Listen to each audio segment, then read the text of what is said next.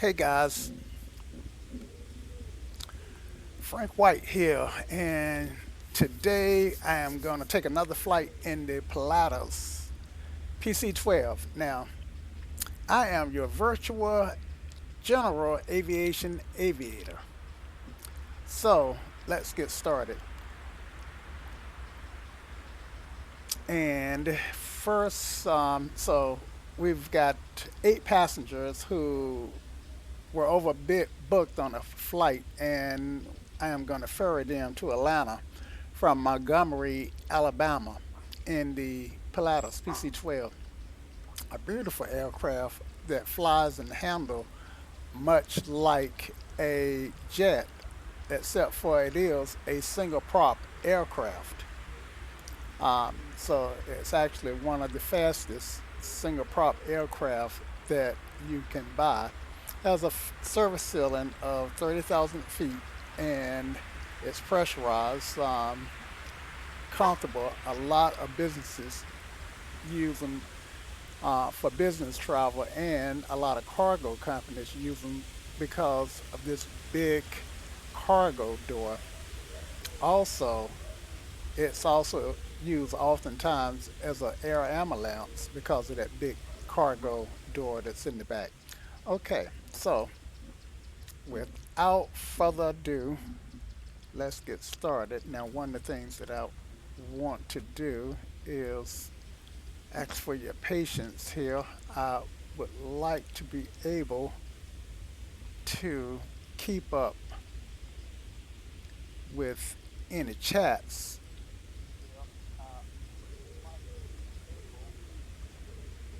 So, the way that I can do that until I find a better way is to just log in and we good to go. So, so let's get started here. And we'll start with our checklist.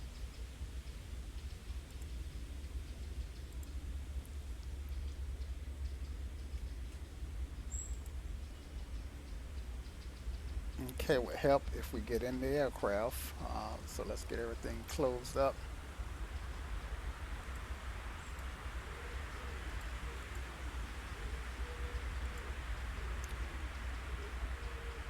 And let's go to FSEconomy and make sure that we can actually get hold to the aircraft that we want to fly. Sometimes someone else would grab the aircraft from up under me. Make sure that that has not happened. And it has not. And I do have the aircraft. Okay. So in FS Economy, which is another program that plugs into X-Plane, the program that I'm flying with, I'm able to to rent, lease, or buy aircraft. Now, the way I make money is by doing exactly what I'm doing with this flight, flying passengers, and I get paid as the pilot um, from Sovereign Air, the company that overbooked, and I will make, well, virtual air, virtual aviation skyline will actually make the money, but for all intents and purposes, the money is going into my pocket, and once I make enough money, then I can buy my own aircraft. Now, so far, I've earned about $200,000 flying passengers back and forth. The aircraft that I want to buy is the PC-12. I want to buy my own PC-12, and the cheapest I've been able to find one is about $1 million. So I am just going to have to keep ferrying passengers back and forth, um, until I save up enough money to buy the aircraft. Of course, I could buy a cheaper aircraft, but for 2 to a half million, from $200,000 to about $500,000, I can only get an aircraft that's going to carry no more than about 6 people. The Pilatus will carry 10 plus me, so 11 people. Um, I could buy the TBM, which is the sports car version of the Pilatus. The Pilatus is more the sedan. The TBM is more the sports car version. But the TBM 900 um, doesn't hold as many people, so I can't make as much money on FS Economy. Now, I got a friend who flies the King Air, and the King Air, I think, will hold 14, 15, or maybe even 16 people. But that aircraft is so complicated to get started in that I just haven't taken the time to get familiar enough with it so that I can fly it and make money on FS Economy. But with all that said, let's get started on this flight. Okay, so we got a full checklist to go through, and it takes about 20 minutes to get through this checklist. Okay, so let's get started. So we want to turn our EPS. Want to arm that guy. Oh man, how did I get to before start? Um, let's see. Yeah, I can skip pre-flight, and I need to start here. Okay, so external power goes on, and a lot of the stuff on this checklist will get checked off automatically. So that's a great thing. Are is not some things are not tied to the checklist, so I would have to check them off manually. All right, avionics 1 comes on and avionics 2 come on, and I can go to my radios and make sure that I've got my flight plan in, and I don't, so let's get rid of this guy. And right now I'm on external power, so I'm not on the battery power, so I could actually spend as much time on this checklist as I need it. Okay, so I'm at KMGM, and my destination is going to be Kilo Alpha Lima Tango, which is ATL. Um, no, I got that wrong. AT Kilo Alpha Tango Lima. All right.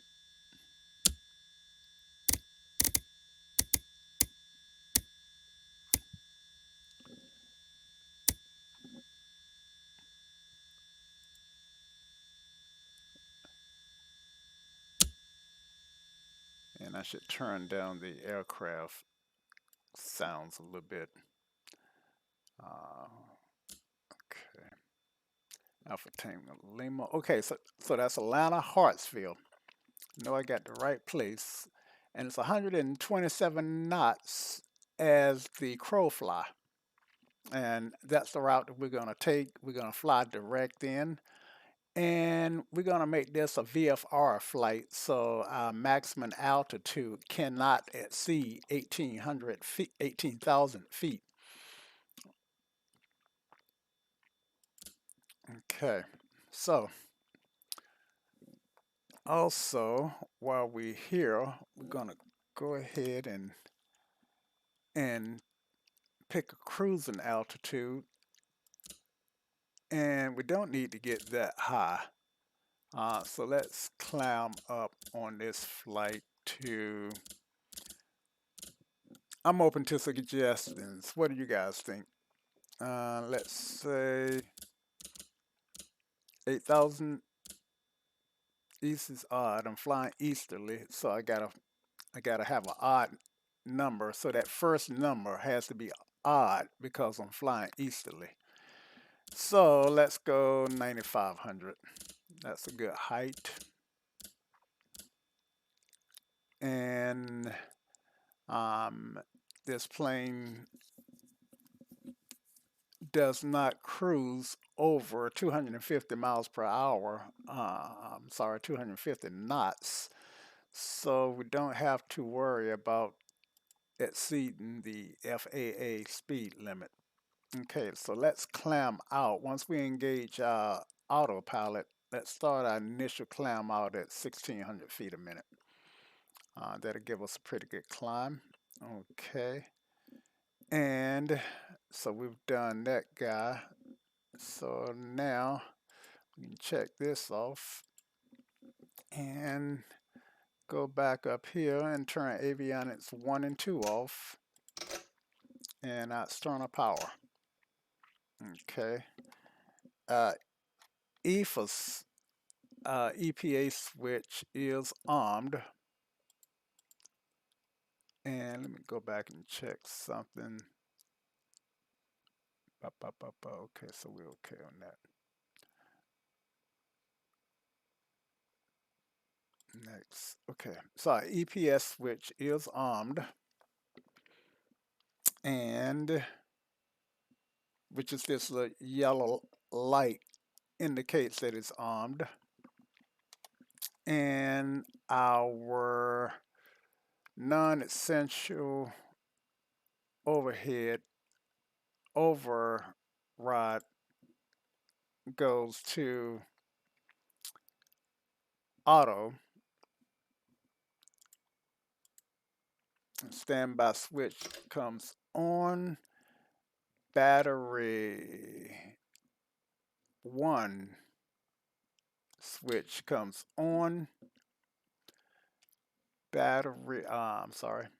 And we got 24 amps. Test lamp. Test all our lamps, and everything look like it's lit up as it should be. So that's working. And all the icing is off. Our initial SEP is off, and air conditioning. Um, Need to check here.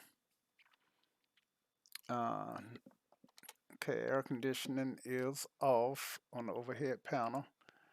Um, Passenger wing switch is off, and the seatbelt switch off. All external lights goes off. So I'm gonna turn the beacon off for right now.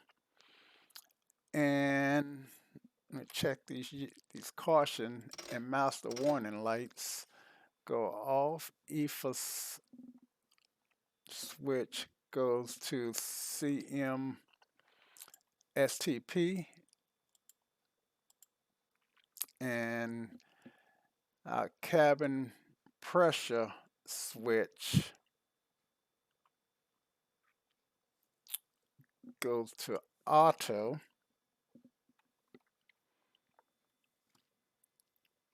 Okay, so that's this switch here, and it is set at auto, so we're good there.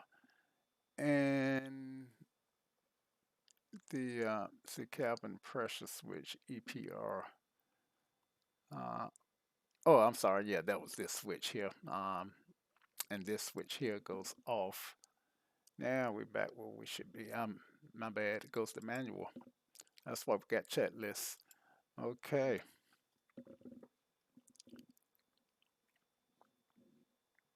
And cabin control um, is current should be at current altitude plus 500. And let's see. So that means that I am going to have to That means I gotta do some things here. I've gotta be able to look at my map so that I can tell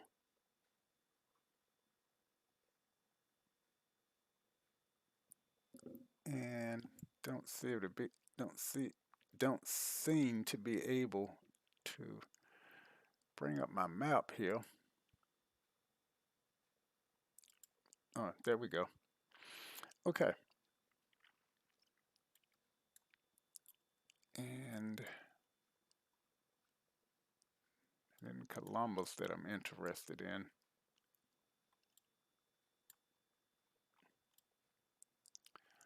Okay, so Montgomery. And let me just make some notes here on Montgomery. Um, Control tower was 119.7. ATIS is 120.675. And field elevation is 221 feet.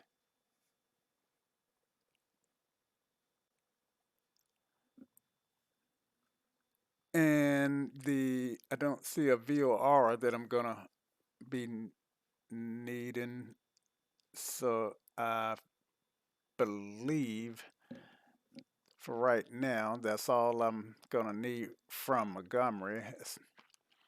Um, so let's turn off our map.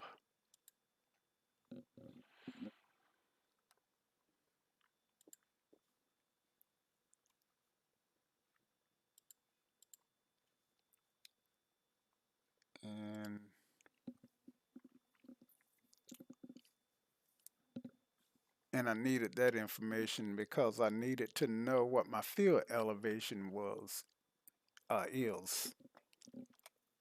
Okay.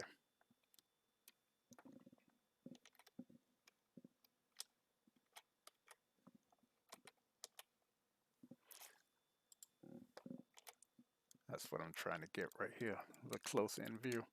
Okay, so my field, so I need about 700 feet for Montgomery. Okay. So this is 0 and this is 1,000.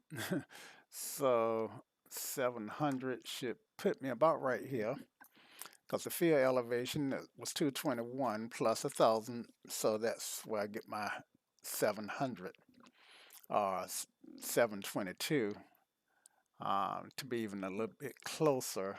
Okay, so that's done. And right side oxygen comes on.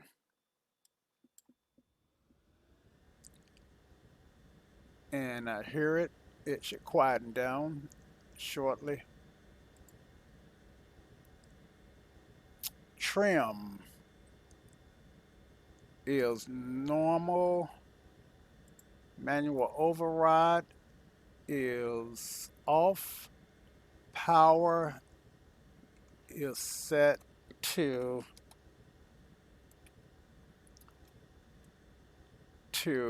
cut off feather and ground. Flaps is set to, this is my flap button here. Let's see. And that's set to 0. I can verify that right here. And that looks good. And battery switch 2 comes on. Okay. Now button comes on. Passenger wing, no smoking, comes on. Push, let's test that. It's audible. Fire button is audible. Fuel is going to be handled by FSEconomy. once I turn that on. In fact, let me remember to log in, do that now. And fuel reset switch on the electronic information display. Let's go ahead and test that. Okay, it's not really modeled, but just for the sake of immersion, I did press it. And beacon light comes on. And let's test our lights. And let's actually, they wanted us to test the lights on these lights, the ethos. Okay, and that tested out fine. So let's turn off those caution lights, start a switch. So we're gonna start up now. And what we're gonna do is when the engine starts, then we're gonna monitor and we're gonna monitor our NG, our ITT, and our torque. Once our NG gets to 13%, then we're going to introduce some fuel, and that should get the turbine started.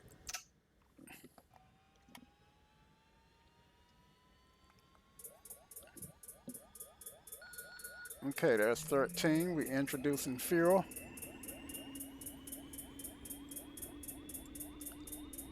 ITT needs to stay below 800 degrees. Torque comes up, and engine oil is in the green. Condition level needs to see ground idle.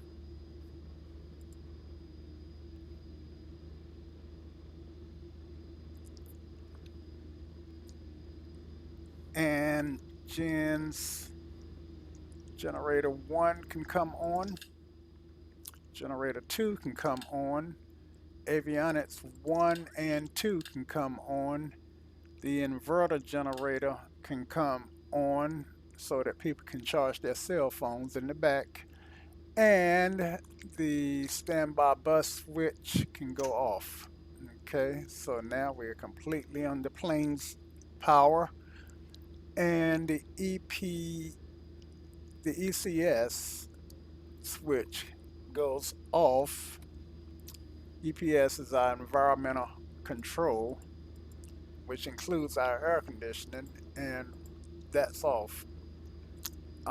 Includes our heat too. So a lot of times we want to let the engine start the engine, cool the aircraft down in the summertime before we take on passengers because um,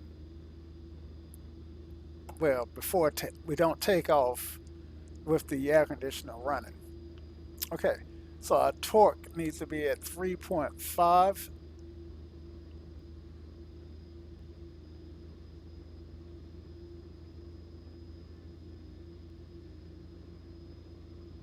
Or above. Check. And our, our prop is below 900. Oil is in the green. Oil temperature looks good.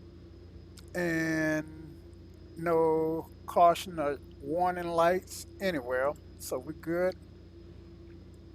And our GPS nav and all that good stuff, we can set that now. We've already set the GPS. Let's go ahead and take the time to put in our radio frequencies for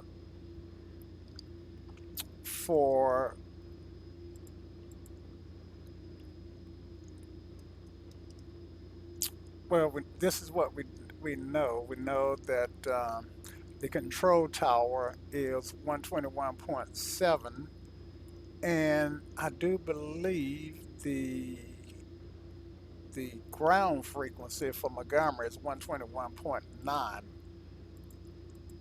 I need to verify that. So I am going to have to pop the map back up. And I've got to get into the map.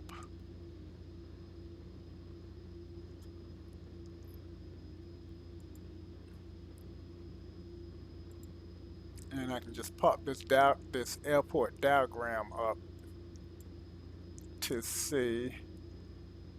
And looks like the airport, the ground frequency is 121.7. So we actually got the right number already in the box. And I felt like there was something I wasn't writing down. Okay, so 121.7 is in the box there. Flip it in. And the tower is 119.7. All right, so we got that set up. And COM2, which I just brought up, we can go ahead and put ATIS into that guy. That's our automated um, terminal information system. And 121.675. Put that in the box, and now we can listen and make some notes.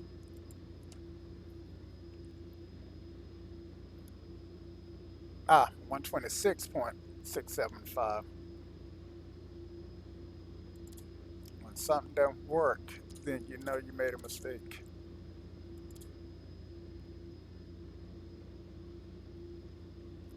One 126.675 is what I got in. And I'm not hearing the ATIS. So why is that? I am going to check again for my ATIS frequency. What did I write down here? Because my ATIS frequency for Montgomery, oh no, that's Maxwell. Uh, it's 120.675. Okay. So let's try 0 for 3 here. I mean, let's try a third time. Montgomery information Bravo. 1700 smooth weather. Wind 130 at 10. Visibility more than 10. Sky clear. Temperature 19. Dew point 6. Altimeter 3033. Arriving runways 1003. Departing runways 1003. Advise on initial Okay, contact you at Bravo. I got Bravo. So winds of 130 at 10. Altimeter is 30.33. And the active runways are runway 10 and 03. We probably want 10. And I'm actually going to bring up the airport diagram. Um, you won't be able to see that. Okay. Transponder, let's go ahead and continue going through our checklist. And so that needs to come on and to stand by, check. Okay, altimeter set. And the field elevation here is at Montgomery. I wrote that down. It's 221 feet. So what I want is is close to 221 in this box here.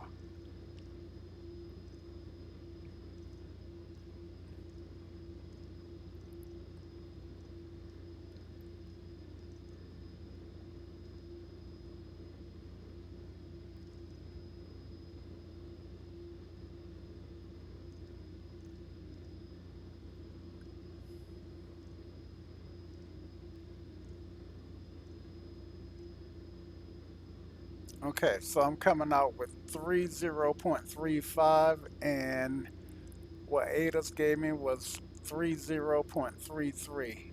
And the reason I do it that way is just to make sure that the ADAS that I wrote down was pretty much on the money. Now, the field elevations could be different at different points at the airport, but overall, the average of the different points is the 30 point the the average of the different points is the 221 feet, um, which the location that I'm at is actually about 17 feet lower than other points on the how on the on this guy. Okay, hope that's making sense to you guys. Okay, so now, what's next? Okay, so we got our altimeter in, so we set our flaps to 15 degrees, and we're gonna test our autopilot. Test fine, turn it on. We got our red and green flight director light, and let's turn it back on. We got altitude hold on, um, and actually we turned it off. So all that stuff that we put in earlier, I lost. Let's stick that back in. We were gonna climb out, I think, at 15 or 1600 feet. Um, and let's turn these off. And done all of that. And let's make sure that I got my cruising altitude in. I don't. So let's dial that back in. I remember 9,500 feet. And sometimes I'll fly lower just to be able to enjoy the scenery a little bit. So let's change that. Since we VFR, we can fly whatever height we want. Let's just go 7,500 feet. Um, what that does is it gives us something to kind of look at during the short flight. Okay, overhead panel seat comes on the ice, and as required, we're going to turn my inertial separators on. Cooling and heating is fine. AHRS is all as I expect them to be. Um, I've got a physical yoke, so I don't need this virtual yoke, so I'm just gonna hide it. Okay, so all that looked good. Alternate trim looks good, and but we do need to adjust.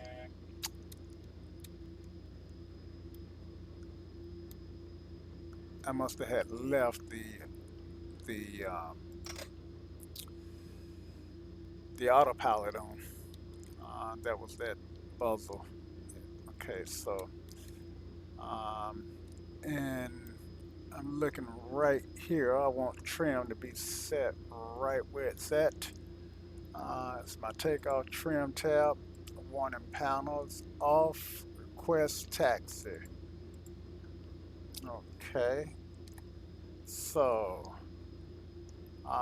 let me go ahead and turn on my taxi lights. I don't need the strobe lights.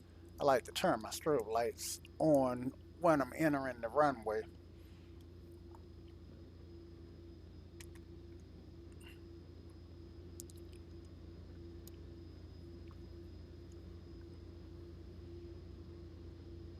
Okay, got ground frequency in, and I'm ready to change to tower when needed. Okay, get my rudders where they my feet on the rudders so I can take the parking brake off. And Montgomery ground, Pilatus 9875 November is at the LBO, and we're ready to taxi with Bravo.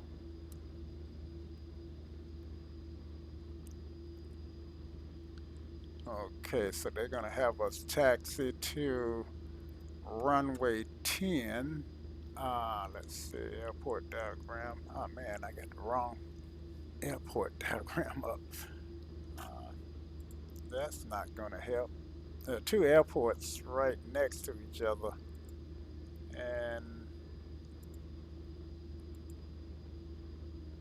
I just happened to bring up the Maxwell Air Force Base, which is about 10 miles north of Montgomery. Anyway, so we're going to taxi via taxi to runway 10 via Bravo to Bravo 4. Belay that. Taxi to runway 10 via Alpha to Alpha 7, Pilatus 9875 November. Okay, so I have to read back my taxi instructions. And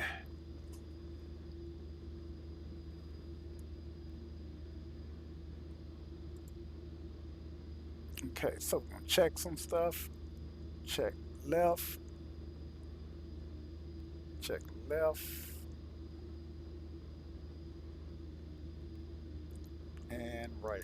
All right, clear, clear right, clear left, left brake, right brake. Get my left and right mixed up today. Left brake, right brake. There we go. Okay, reverse thrust. It's working as expected. All right, so let's do our taxiing here. Taxi via the Alpha to Alpha 7.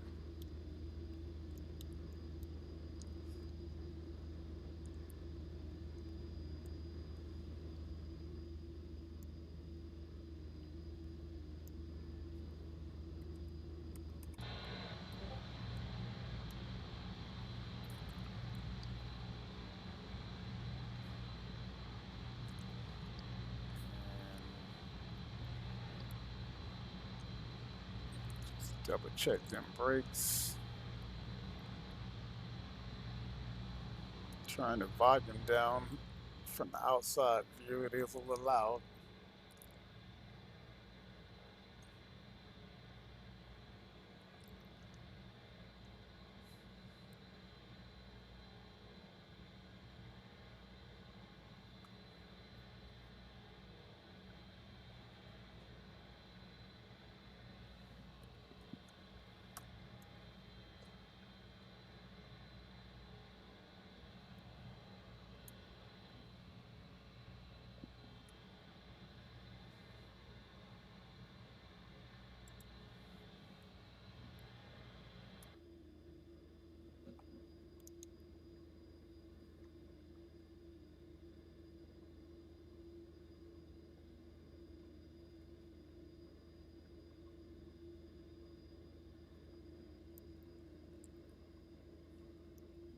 Okay, this is Alpha.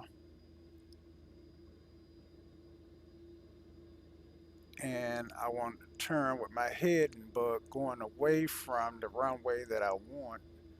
That's how I know that I'm headed in the right direction.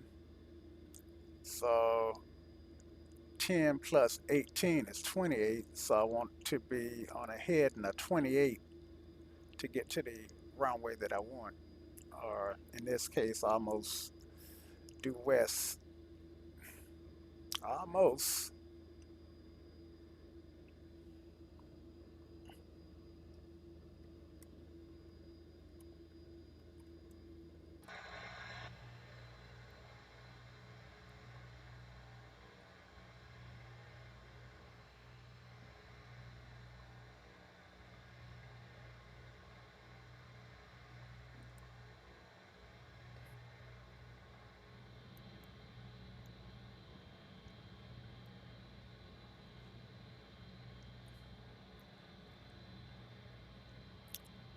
So this is Montgomery, Alabama. I don't know how well this airport is modeled. Hopefully, it's modeled like it should be. With us, well, I do know that the runways are always modeled like correctly. The buildings, sometimes the objects that's available to make the airports don't match what's available in real life. So the buildings could look dramatically different. However, they should be placed in about the correct positions on the airport. Okay, so we're getting to our whole short point.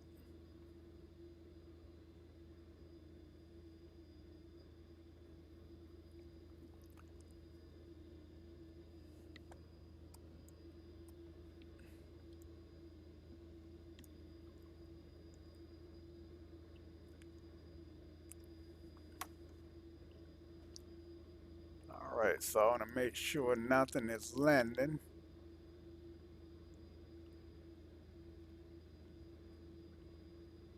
and I want to stop here. I'll go ahead and load my passengers up, and my gas and all that good stuff. I, I usually forget to do that and then have to load them in the air. FSEconomy is forgiving that way. It will let me load my passengers as long as I'm within a mile or two of the airport. Okay, so parking brake set. I'm actually holding using the foot brakes. Air conditioner is turned off, and fuel pumps on auto. Don't really need to look, but I am. Taxi lights come are on, they come off, and uh, guys, I'm actually to hold just a second. There's another program that I want to load in the background. It's called ACARS, and what it does is it monitors my flight, my flying, or uh, well, ACARS stands for Aircraft Communication Addressing and Reporting System.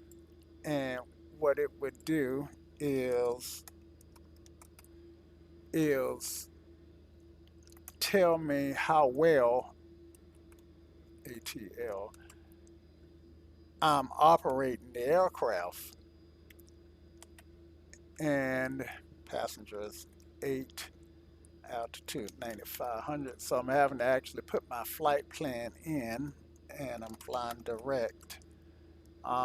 And it wants to know how much cargo I have. I got about 59 kilos, or just over 100 pounds of cargo.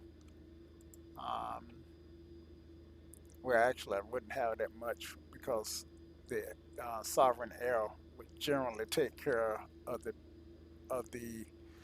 baggage. Okay, so sorry about that. I know you couldn't see what I'm doing, and I could have left you with a better view, like looking out the window while I was doing that. Okay, so let's go ahead and clear left there. Make sure ain't somebody coming up the airport, coming up the runway who shouldn't be. Nothing's landing.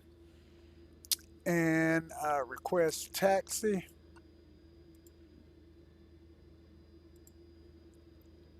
Change to tower. Montgomery Tower, Pilatus.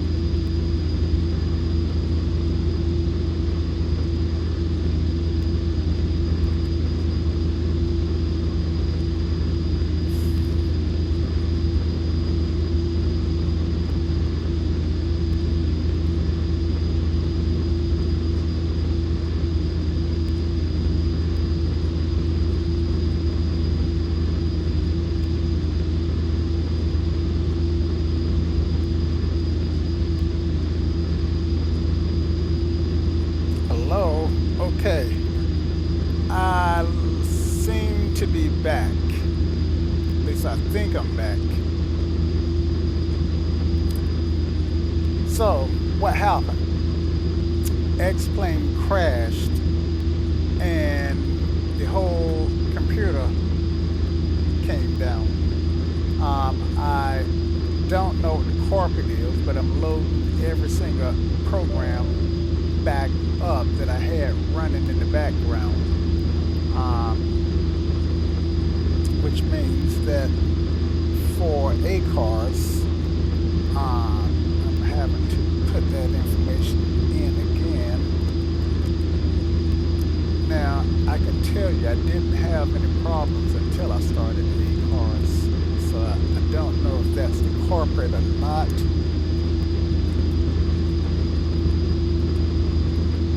But ready or not, we're going to go back with ACARS again, and we decided to change our altitude to 7,500. We are flying direct.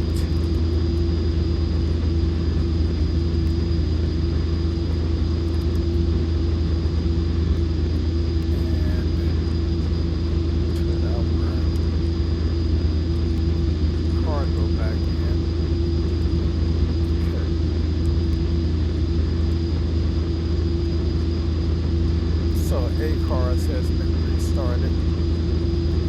The other thing that we need to restart is FSEconomy. And Dimitri, if you are still there, sorry, as soon as I looked up and saw you, that's when I realized that that I miss you. Okay, so it says I have no aircraft selected, so I'm having to go and re-rent the aircraft. Like I still have it. So actually, it may be there's a flight in progress, and I cancel the flight that's in progress. And now that it's canceled, I can restart the flight. Okay, so we got the flight restarted. I am not going back through everything on the checklist, but I pretty much have some idea what's supposed to be where.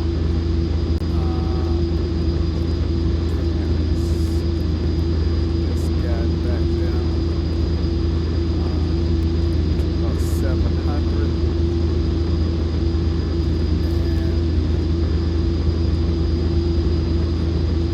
Checklist that we want to start. It's going to be just before takeoff.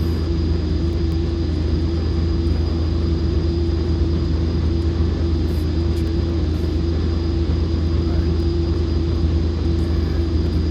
And so checklist landing. Let's go get our lights and all this set back up.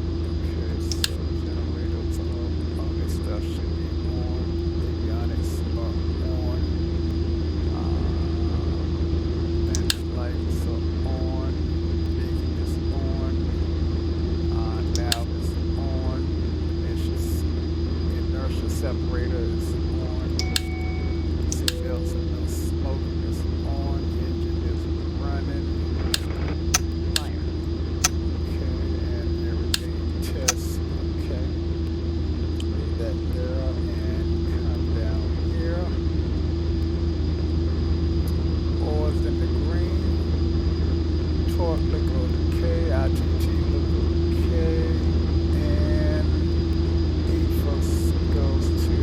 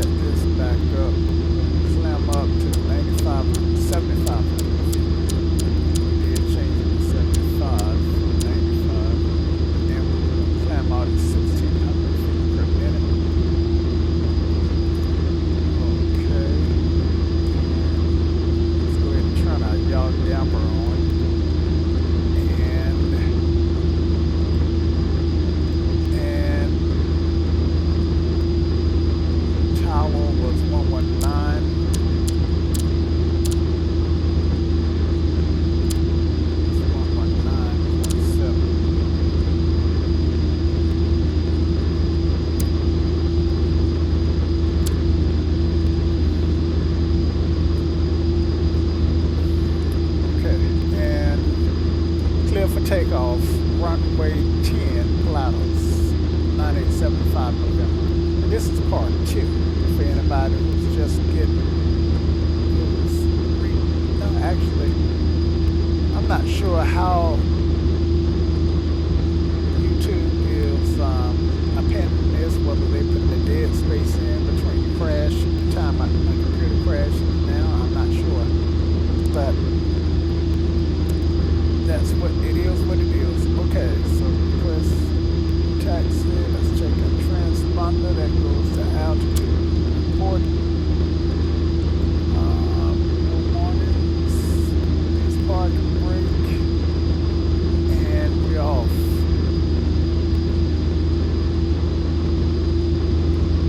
Flight idle comes at 4, and we're going to rotate at 8 knots.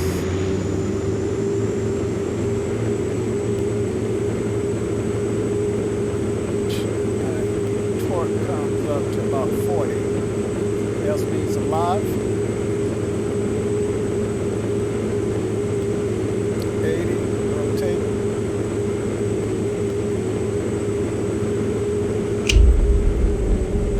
Engage flaps, positive rate, gear up, flaps down. 1 notch.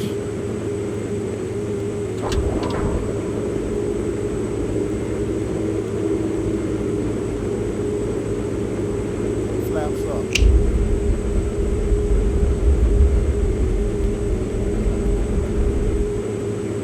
Engage autopilot. Engage the nav. Nav from GPS. And let's check, make sure that y'all damper is engaged. Yep, it is. And that takes some of the workload off me. While I'm climbing out, I've already raised my landing gear. So turn off our landing light. The flaps are up. Let's turn on our air conditioner. I got a feeling that in real life I would need to look at the checklist to be reminded to do that.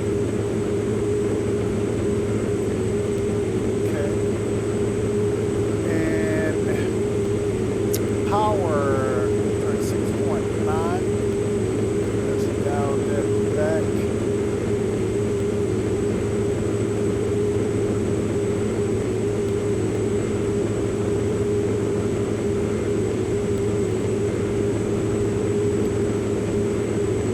Oil looks fine. And let's adjust our cabin. Pressure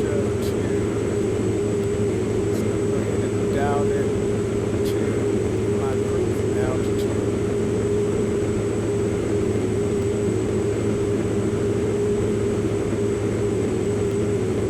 All right.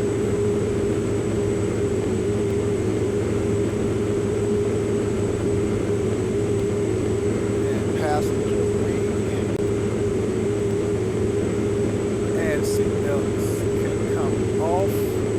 I don't know why they wanted to suggest that we take them off in the climb. I like to take them off in the cruise. Okay, I'm not getting above 2992. No warning lights. Okay, my pumps are on.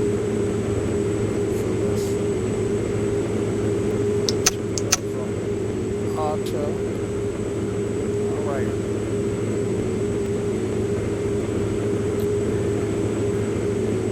We are good to go before I climb. So we got about 3,000 feet to go before we reach cruise. Now the red labels that you are looking at are other aircraft provided by Traffic Global. I can see the labels, but I'm too far to see the aircraft. The closest one I got to me is 25 nautical miles, and there's no way I'm going to see an aircraft 25 cycle those off, and let's enjoy the view.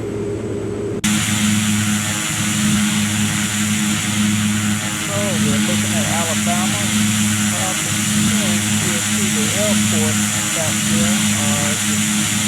Yeah, see it?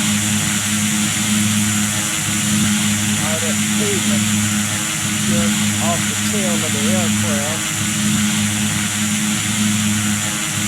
Actually, I believe, I'm not sure which one is the airport, to be honest with you.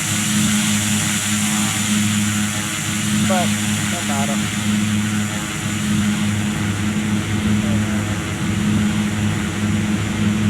One thing about living in urban areas, you don't see how much forest land there really is until you get in the air and you go, oh wow. At least I go, oh wow, there really is still some forest, significant number of trees still left in the world. Because living in the urban areas, it often feel like garbage. Okay, so I see some clouds coming up now. This is a VFR flight, and we may have to descend to avoid those clouds. We are at cruise now.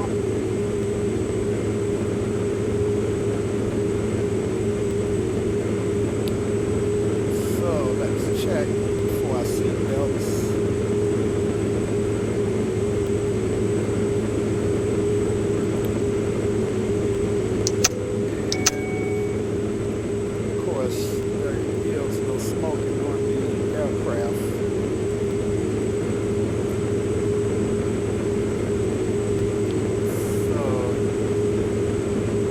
I could go over them or under them.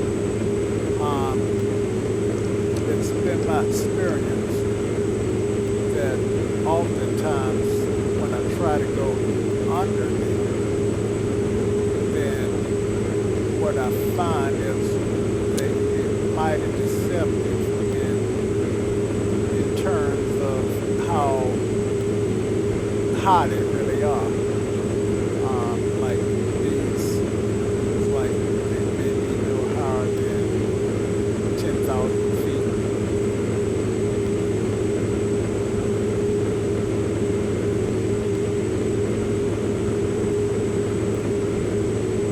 But it is my plan to just go up under them.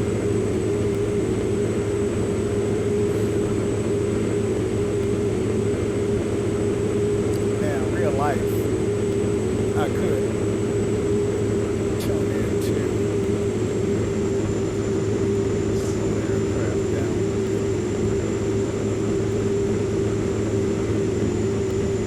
I could tune into call flight services and find out what where the bases and the tops are, and make a decision on how to get over based on that. Or I tell you what, let's go back. Let's go around them. That's what I should do. It's my aircraft.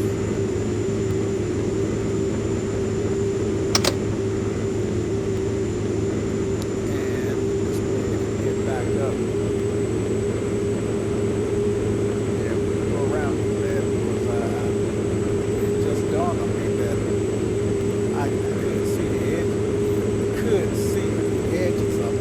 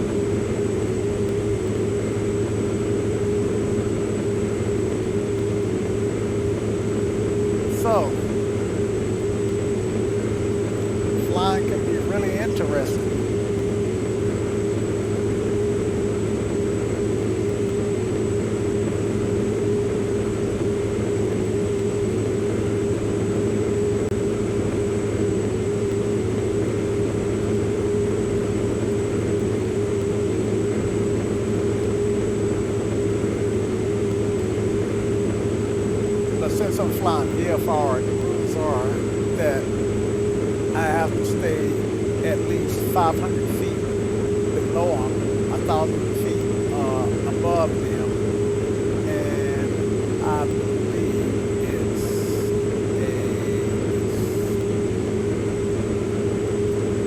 I think I have to stay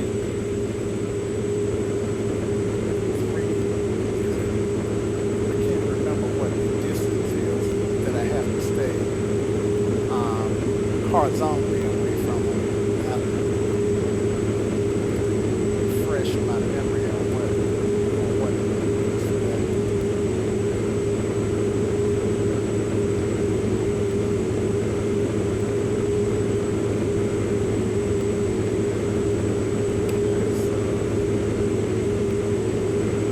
Best of luck to complete my climb. So over here.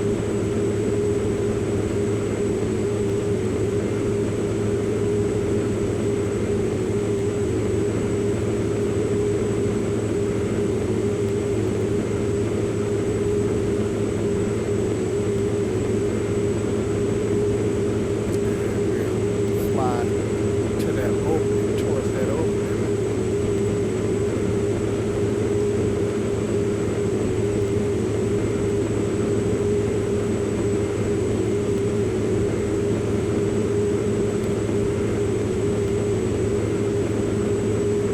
That my aircraft, not that my sim and my computer, everything crashed just as a friend of mine said hello in the chat.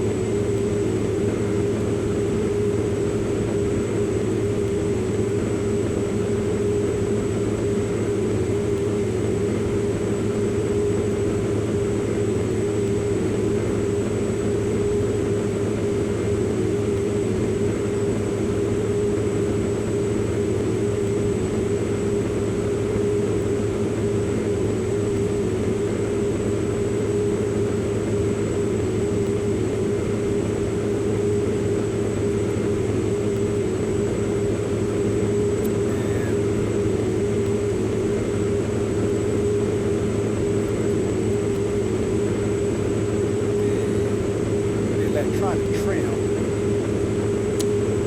tends to wipe out everything that I put in. So on the program that I put in to get it back up to altitude, it's wiped out as soon as I touch the electronic trim. All right, so I'll tell you what we're gonna do. We are going to fly from Atlanta from this location. So let's bring this guy up and let's hit direct and it's activated. And this becomes our new point to Atlanta. And let's engage our autopilot.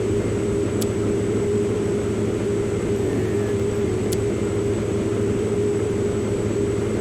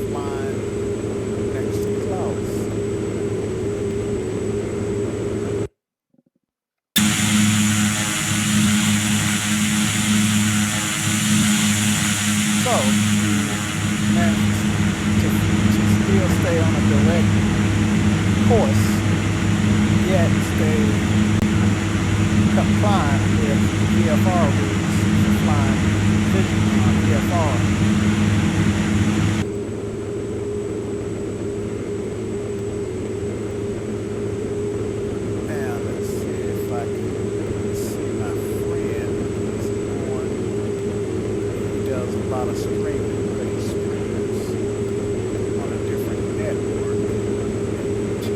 So I'm just gonna see if I see one.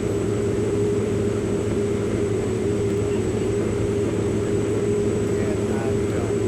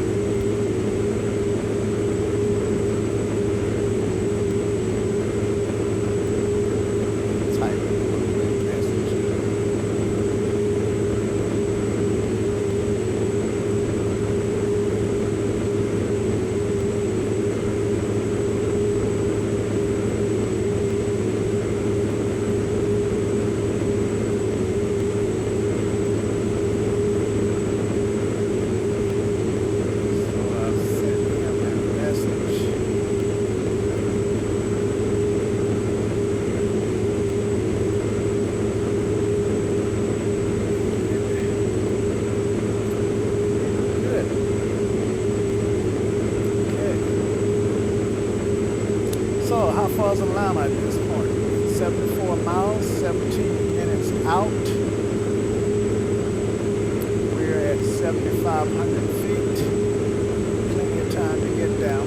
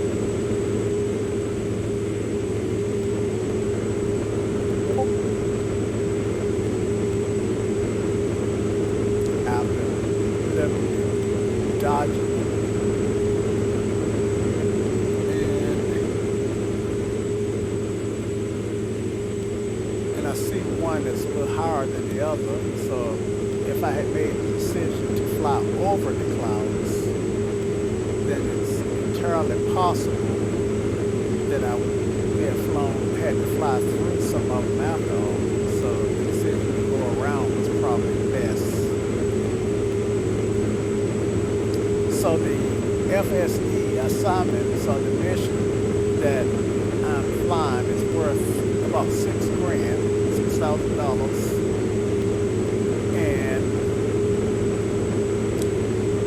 chances are the airline is chartering my airplane to fly these passengers to this location. It's probably losing money, but and sometimes airlines will make the decision to lose money to just to keep the goodwill.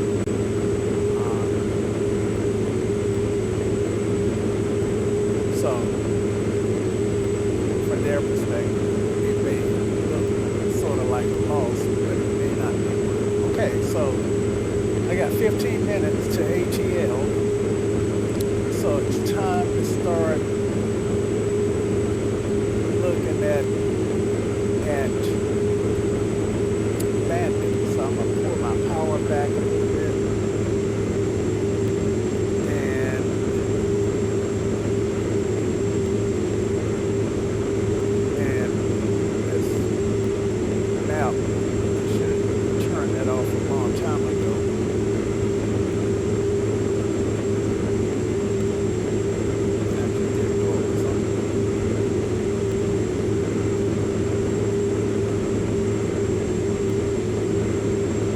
Okay, and by golly, it crashed again.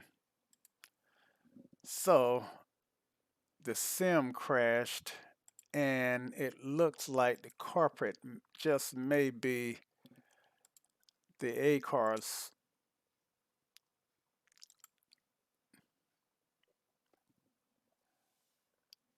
So since the computer didn't crash this time, I'm still up and streaming. So I'm gonna go ahead and restart the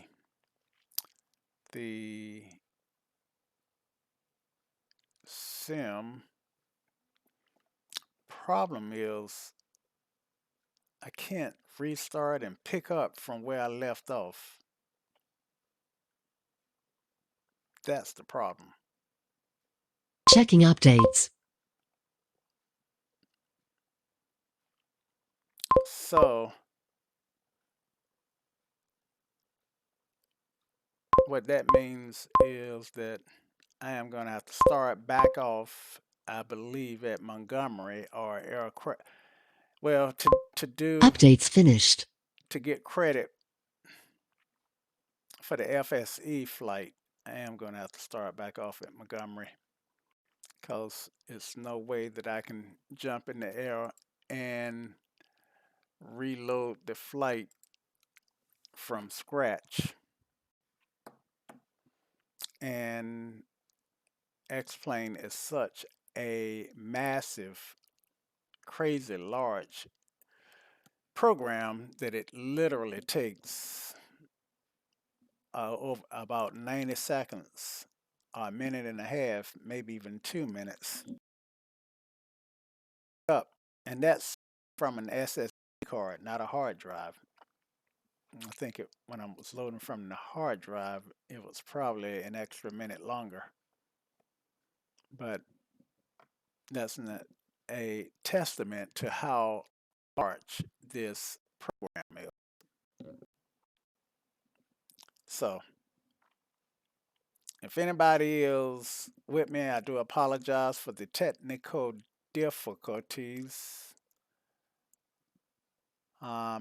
And I have streamed enough to to think that it's the ACARS. Um, and I'm kind of going through scenarios in my mind, wondering what if it's not ACARS, what else could it be? Could be any number of plugins that I run. When I first started with X-Plane, then I didn't have a single plugin, and now I've got a list of about 15, maybe between 10 and 15. Um, Once I get loaded and get in the air, because I'm jumping, I'm gonna restart the FSEconomy flight and jump directly back into the air. That's my plan. So that's my plan, and I'm sticking to it.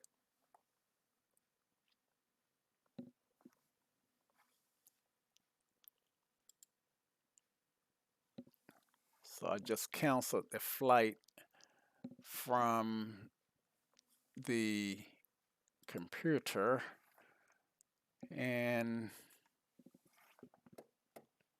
just waiting on it to, and I'm starting with the engines running and on the runway. Okay. The engines should have been running. It didn't save that from the last time it crashed, but I am not going through the chat list at all.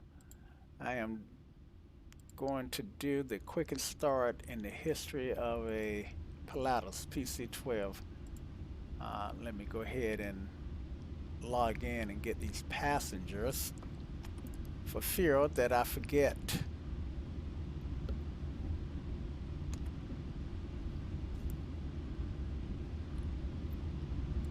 Okay, my friend, log in. All right, start this flight. Okay, flight started. All right, so we're just gonna go up here, flip battery one, two, generator one, two, and hit the starter. Beacon is on, and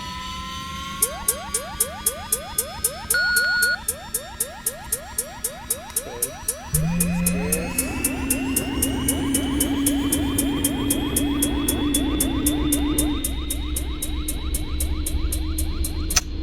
and we got a good start. All right, landing lights go on, inertia separator go on, avionics one and two go on, standby stays off, and air conditioner goes off. Okay, pulse goes on and on the EPS, release our brakes, and since I'm not using the rep pack, then the aircraft don't care about whether it's up to the operating temperature inside the turbulence. You actually multiply the temperature shown times 1,000. So it's actually 7,000 degrees in the turbo. I rotate at 80 degrees, 80 knots a minute. Wheels up, positive rate, and got some stuttering going on.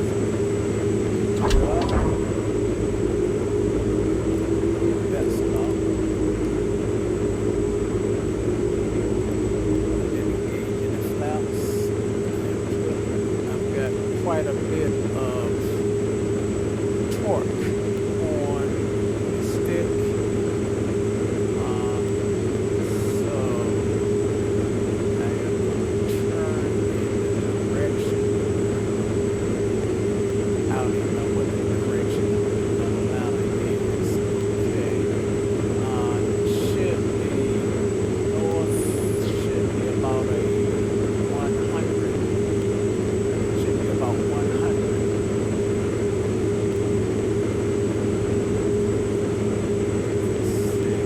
And clouds are moving in, a lot of clouds, because before the aircraft crashed, it was clear. Yeah, and I do have real weather on. So I'm just gonna maintain this climb. So when the head goes up to fly me on a course of 100.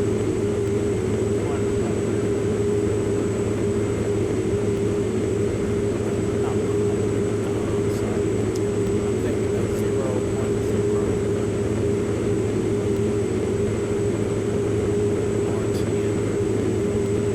So I was actually flying in the wrong direction.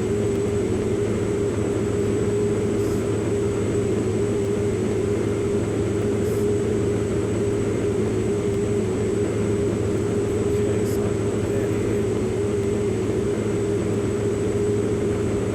Damper comes on. Okay, so that takes some of the workload off me while I'm down. That gives me the opportunity to come here and my flight plan for about the third or fourth time that I've tried to make this flight. Okay, so let's actually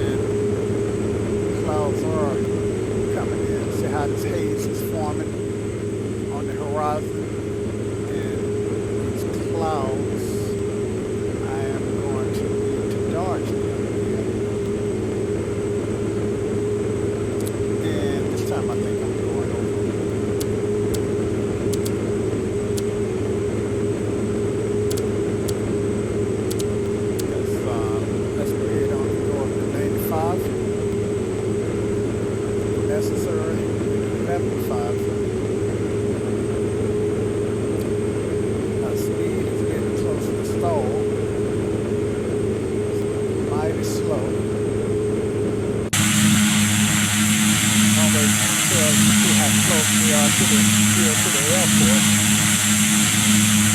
And from the airport, let's see, there we are. So,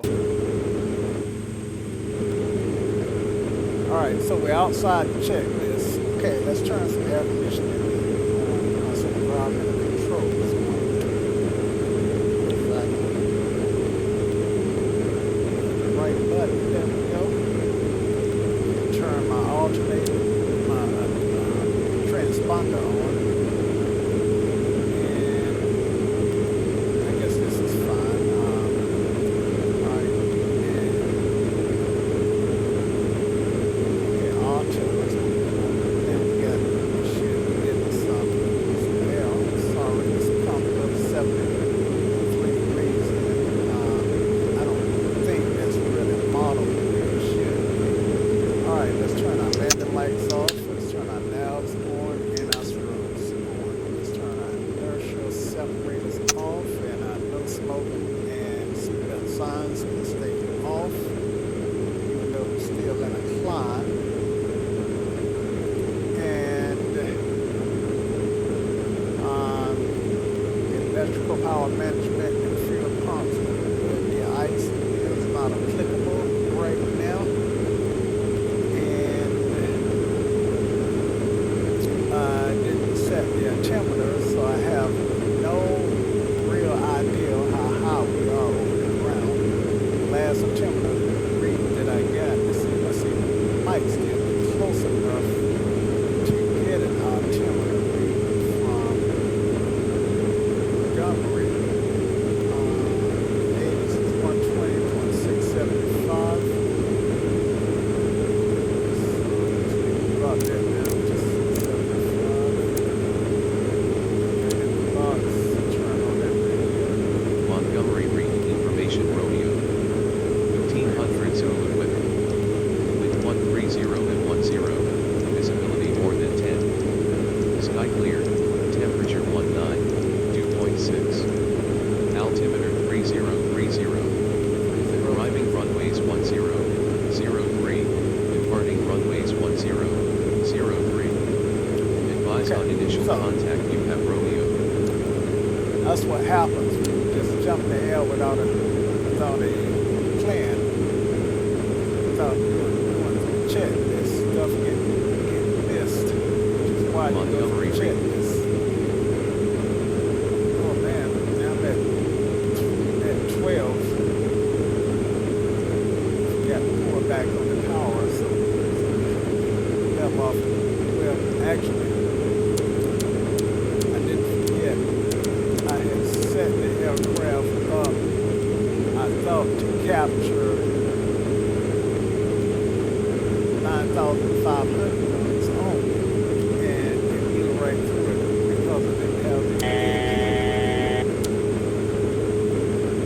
on. It's going down. It's just that I got my seat so high I can't see the lights. Okay, see them now. Okay. So 13.5 should level out on its own, and I should fly hopefully right over those clouds. And it looks like I am going to be high enough just then.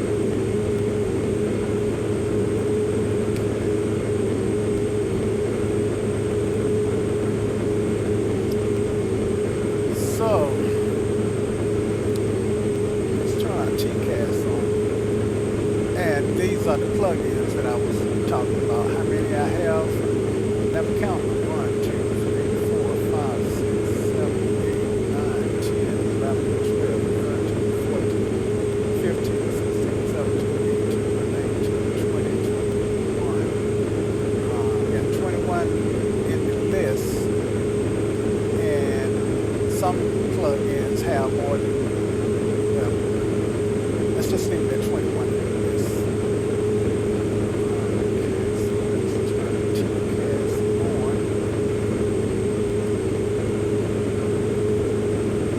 And let's look at the clouds. I am over.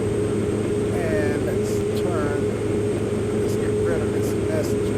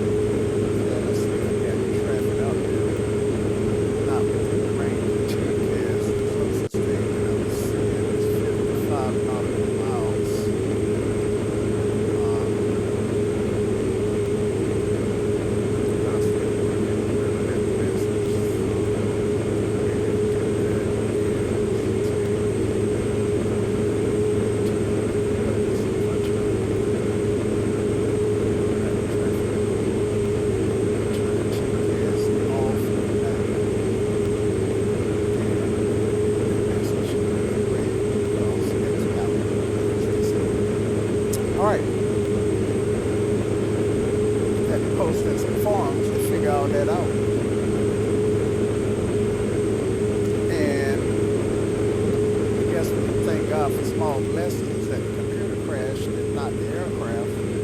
But at the end of the day, it is a sin, so nobody would have got hurt. It did just somehow TCAS just a little. It's not very good. So,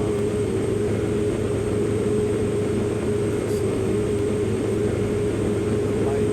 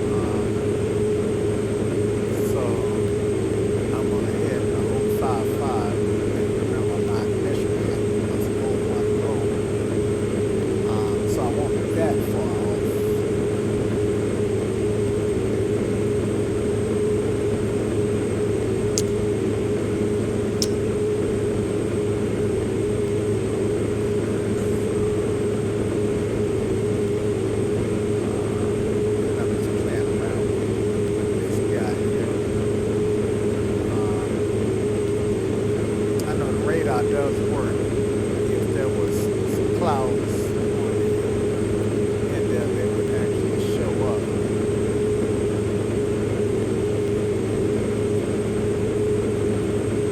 So, like out the window here, and like aircraft are really close to each other, but that's not necessarily the case. As we get closer to Atlanta, then traffic should pick up. Okay, so let's just turn our labels off.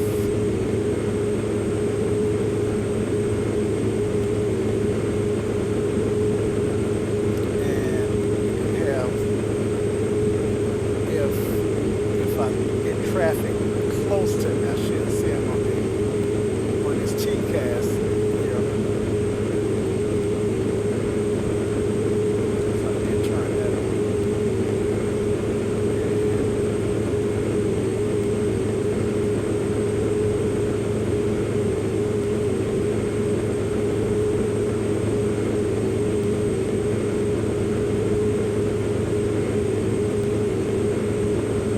And I can see waypoints. And I'm not sure whether they VOR, they can't VOR us. I'm not sure what waypoints they are.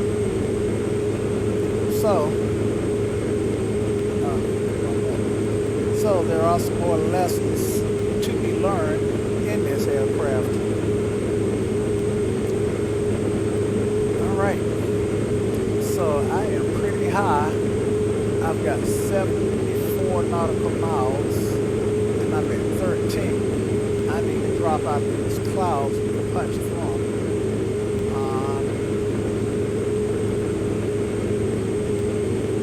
Because it can be really tough getting down.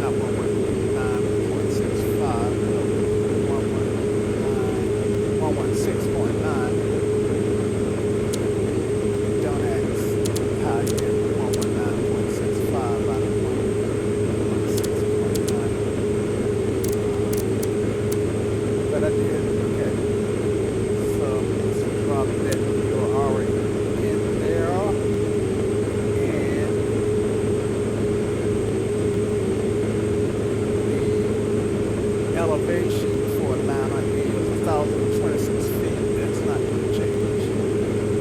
Okay, so I'm just about out of these clouds. So I am going to start a shallow descent here.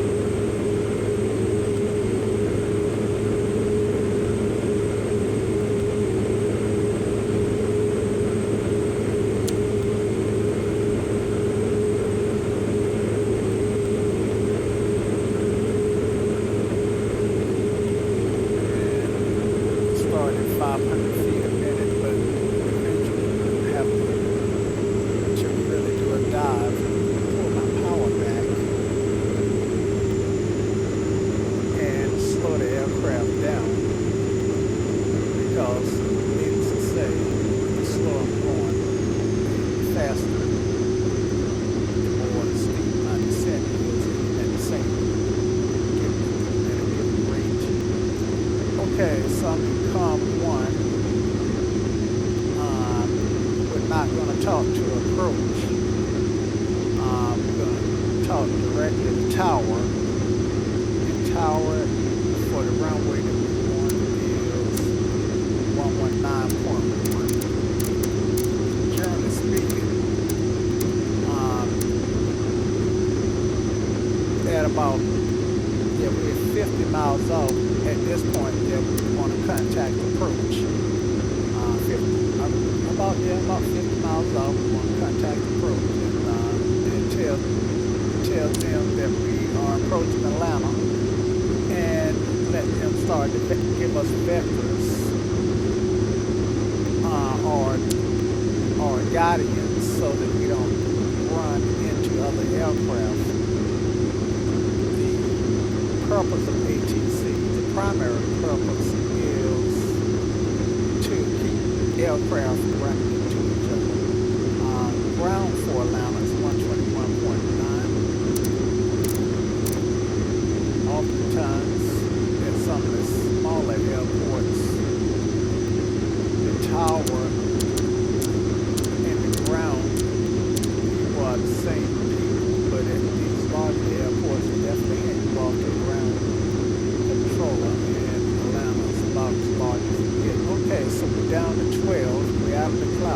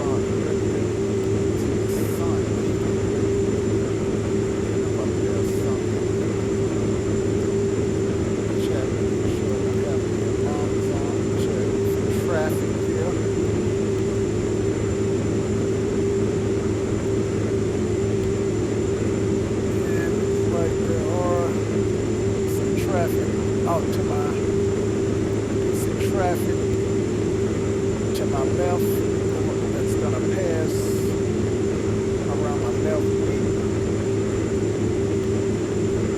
I'm sure I'm not gonna be able to see that traffic.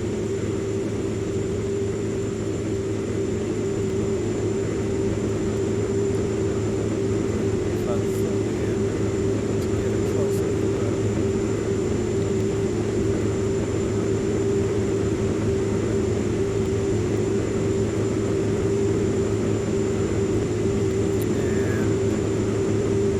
Turn on the traffic overlays, which it does pick up that traffic too. That's the traffic that actually picks up. Then I will see traffic up to about 9 miles away. And so I see Delta 66 nautical miles from me.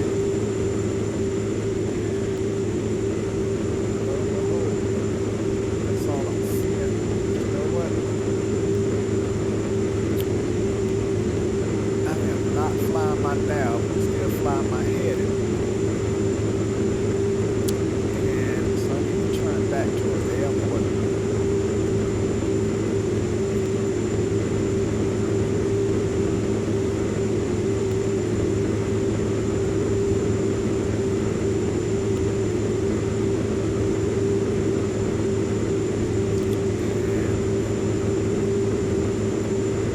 And probably going back.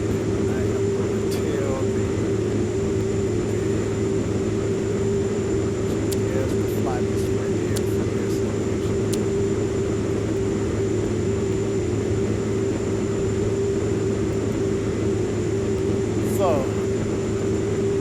I'm approaching the airport now from the northeast. So that's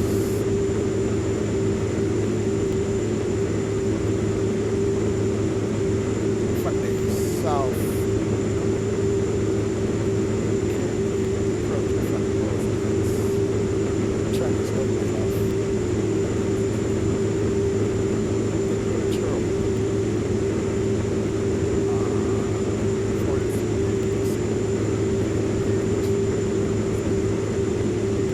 So since I've turned back towards Atlanta, then the traffic has gotten significant. It's still descending.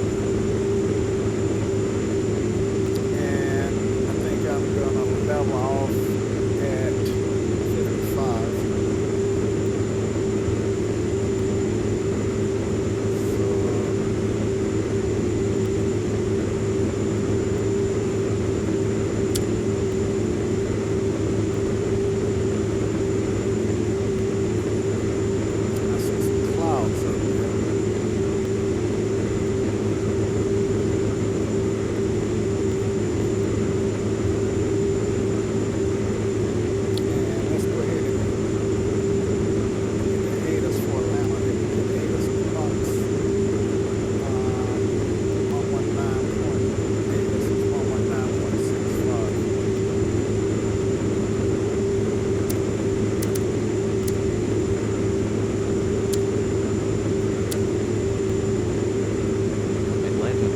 Jackson information Tango.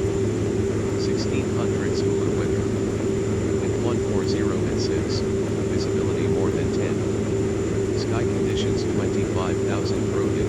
Temperature 2.1. Altimeter 3037. Arriving runways 08 left, 09 right, 10. Departing runways 08 left, 08 right, 09 left. Advise on initial contact you have Tango.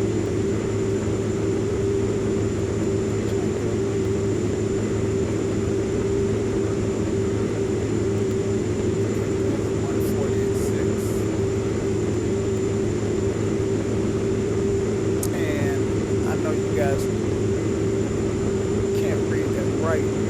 That probably popped up, but I was that's the count right. I'm a pilot.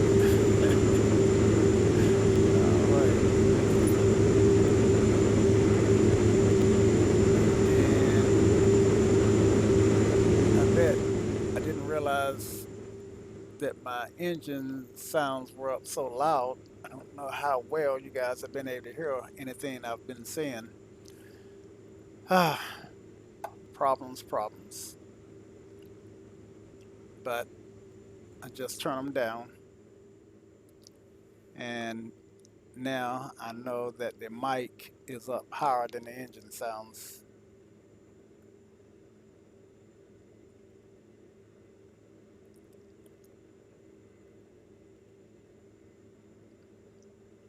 Okay, so I'm 31 nautical miles out, 8 minutes. 270 knots inbound with Tango from the south.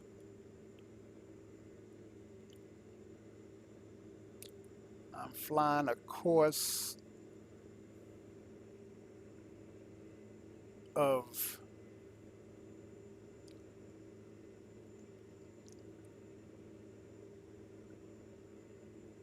I'm actually from the southwest. So I'm flying a course of 30.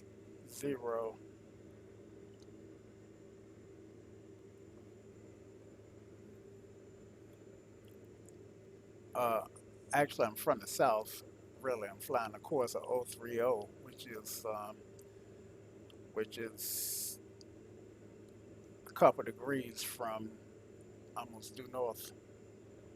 Okay, so those clouds act like they want to be an issue, and I am going to drop down a couple thousand feet.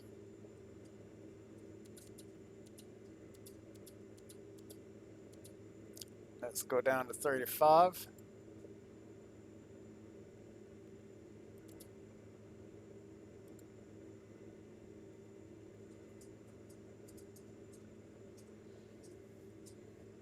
And we'll descend at 5,500 feet a minute. That should cause us to gain a little speed unless I pull it back on the throttle. And we are already in the class B, I believe. Let's see, we're flying over, yeah, we're already in the class B. We are flying over, um, let's see, what airport is this? We're flying over KFFC. So I'm looking for KFFC on my sectional map. And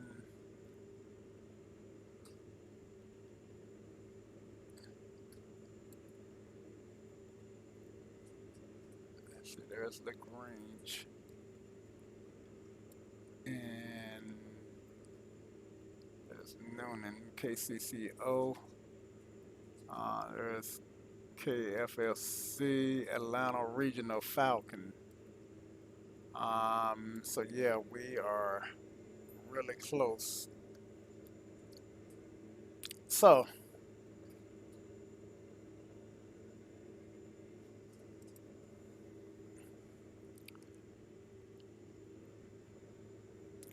what we want to do is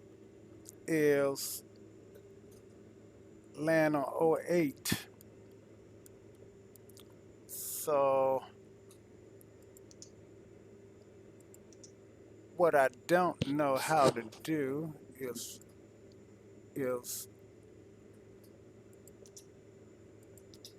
turn this thing back to what it turn the this thing off the way I think maybe that was what it was originally. Okay, yeah. So 08 is gonna be on my right.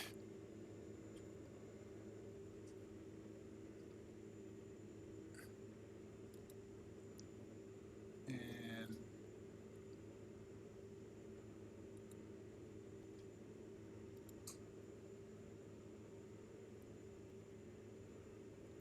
So we want to fly to the left and get up under those clouds.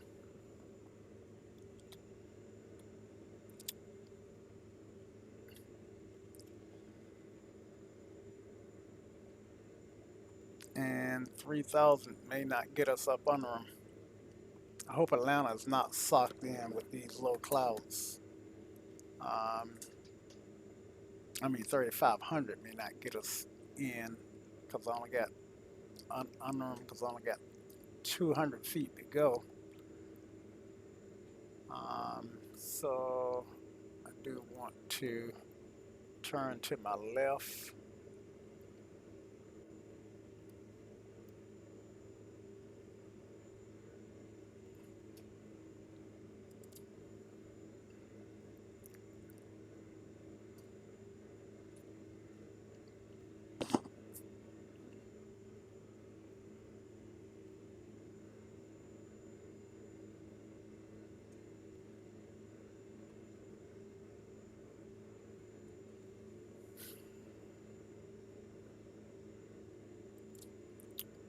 And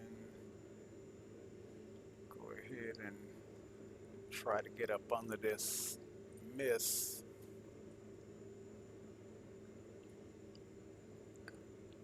All right. And the bottoms look like they may be around 3,000. The bases.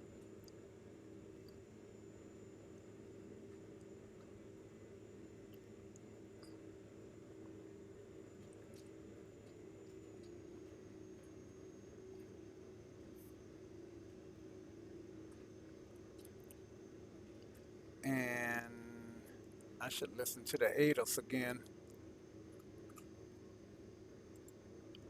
Atlanta Hartsfield Jackson information tank. 1600 Zulu weather. Wind 140 at 6. Visibility more than 10. Sky conditions 25,000 broken. Temperature 12, dew point 1. Altimeter 3037. Arriving runways 08 left, 09 right, 10. Departing runways 08 left, 08 right, 09 left. All Advise on right. initial So what I'm gonna contact do? I'm gonna turn Sky Max off. I think that's because I think that's the corporate. Yep. And Hartsfield Jackson information tank. 1600 Zulu weather. Wind calm. Visibility 299. more than 10. Sky clear. Temperature 12. Dew point -15.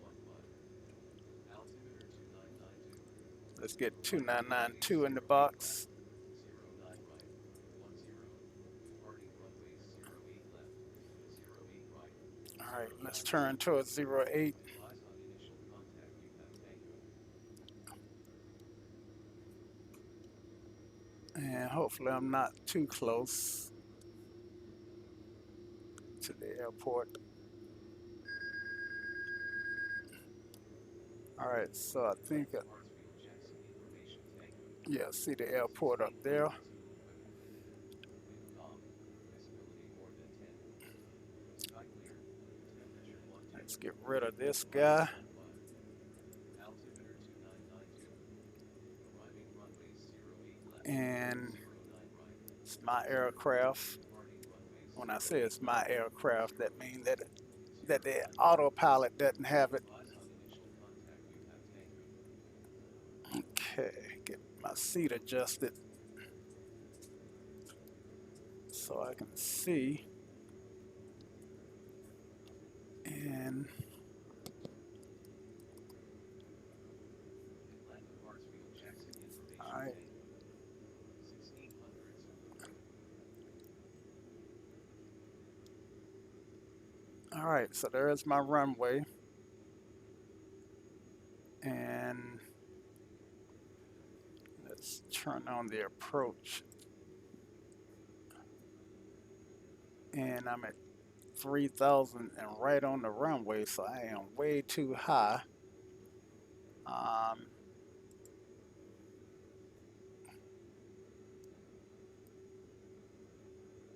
And let's dial the power out. Okay, I'm in flap range, so I can throw in some flaps. And I am so high that I'm gonna put in 30 degrees of flaps and drop my landing gear. Create that drag because I need all the help I can get getting down. And as you can see, I'm descending at 2,000 feet a minute, and I'm still losing speed, so I can just go ahead and give it a little torque there. Landing lights need to come on. Inertia separator needs to come on.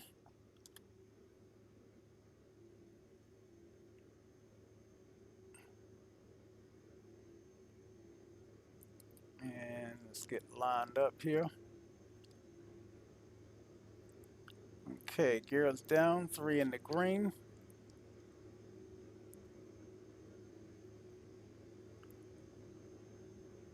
Lining up. Airport is at 1,000 feet, 1,026 feet. Okay, no autopilot, so it's all on me.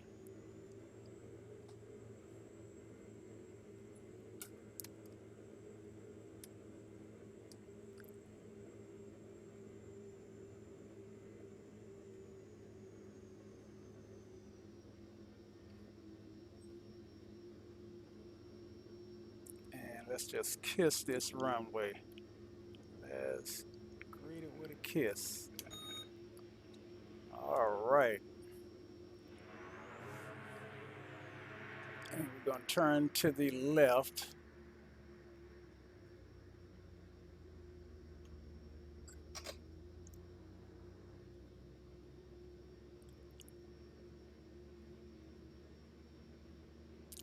Ladies and gentlemen, welcome to Atlanta International. And I didn't make any radio calls. Just dawned on me.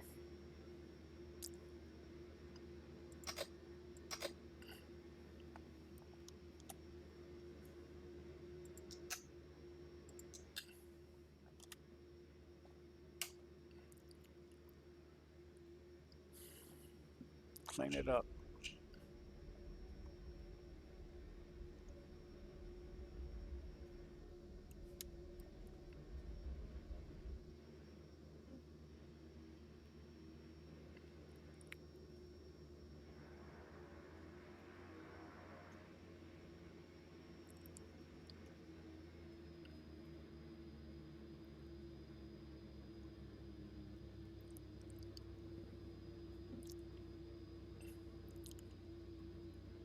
And we're going to the FBO, the FOBO.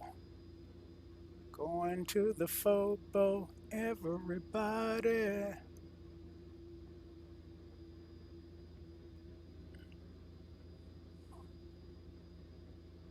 And where is the FOBO? Let's say this building here is the FOBO. Who knows?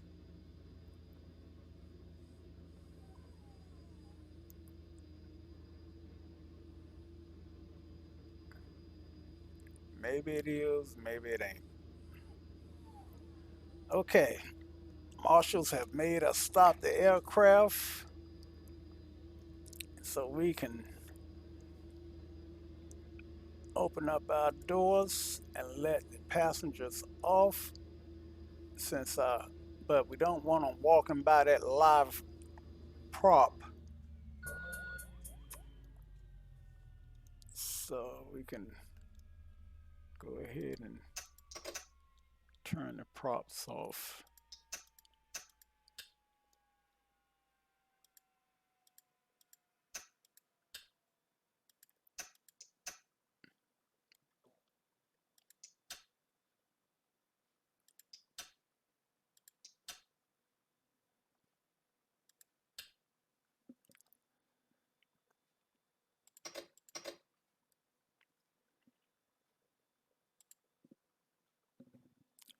open the doors.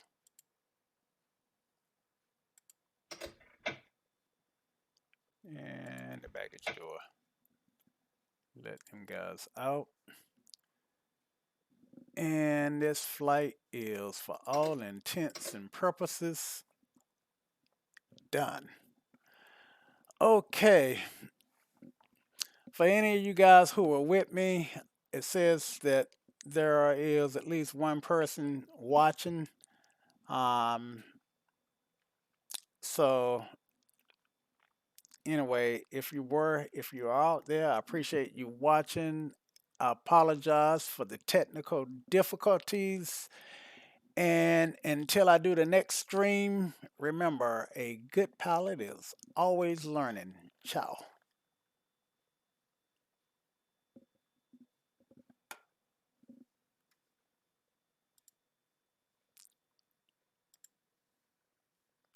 And we can end the stream.